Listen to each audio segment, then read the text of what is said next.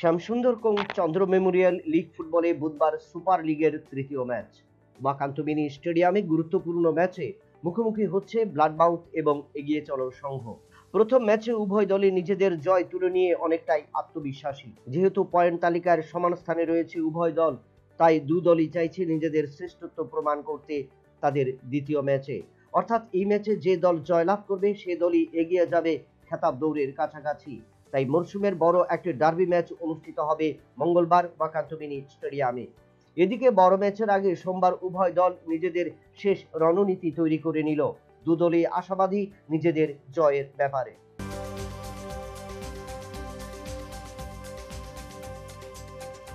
মঙ্গলবার থেকে শুরু হচ্ছে এশিয়া কাপ ক্রিকেট প্রতিযোগিতা।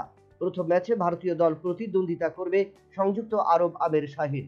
তবে দ্বিতীয় ম্যাচে 14 সেপ্টেম্বর ভারত মুখোমুখি হচ্ছে পাকিস্তানের। পেহেলগাঁও হত্যাকাণ্ড এবং অপারেশন সিঁদুরের পর এই প্রথম দুটি দেশ মুখোমুখি হচ্ছে 22 গজে। ইতিমধ্যেই আইসিসি ঘোষণা করেছে আসরের জন্য আম্পায়ার প্যানেলের তালিকা। এশিয়া কাপের ম্যাচ রেফারি হিসেবে থাকবেন অ্যান্ডি পাইক্রফট এবং রিচি রিচার্ডসন। তবে ভারত পাকিস্তান ম্যাচে আম্পায়ারের দায়িত্ব পালন করবেন শ্রীলঙ্কার রুচি এরাপল্লী এবং বাংলাদেশের মাসুদুর রহমান। উল্লেখ্য, এবারের এশিয়া কাপের জন্য বাছাই করা হয়েছে 10 জন আম্পায়ার।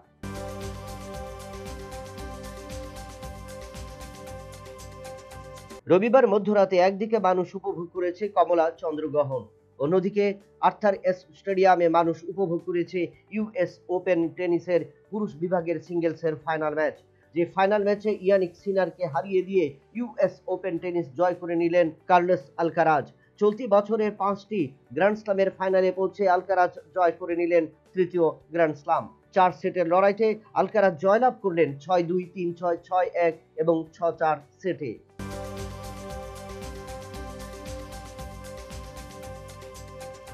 ঘরের মাঠে অস্ট্রেলিয়ার বিরুদ্ধে দুটো 4 দিনের ম্যাচ খেলবে ভারতীয় ক্রিকেট দল।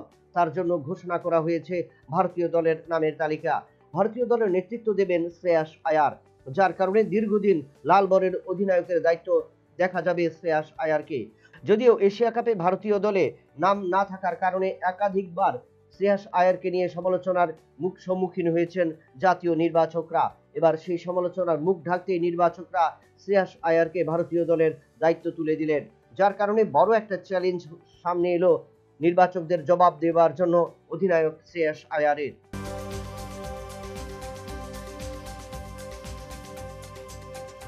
ঘরের মাটিতে সোনার ইতিহাস রচনা করলো চাক দে ইন্ডিয়া। বিগত চ্যাম্পিয়ন তথা এশিয়া কাপের 5 বারের চ্যাম্পিয়ন দক্ষিণ কোরিয়াকে 4-1 গোলের ব্যবধানে হারিয়ে দিয়ে ঘরের মাটিতে এশিয়া কাপ হকি জিতল ভারতীয় দল। দীর্ঘ 8 বছর পর এই ট্রফি ঘরে তুলল ভারতীয় তারকারা। রাজগীর স্পোর্টস কমপ্লেক্স স্টেডিয়ামে ভারতীয় দলের অধিনায়ক 2টি গোল করেন ফাইনাল ম্যাচে। বাকি 2টি গোল করেন সুখজিৎ সিং এবং অমিত রোহিদাস। এই নিয়ে ভারত 2003, 2007, 2017 সালের পর চতুর্থবার এই ট্রফি ঘরে তুলল। Bureau report, news vanguard.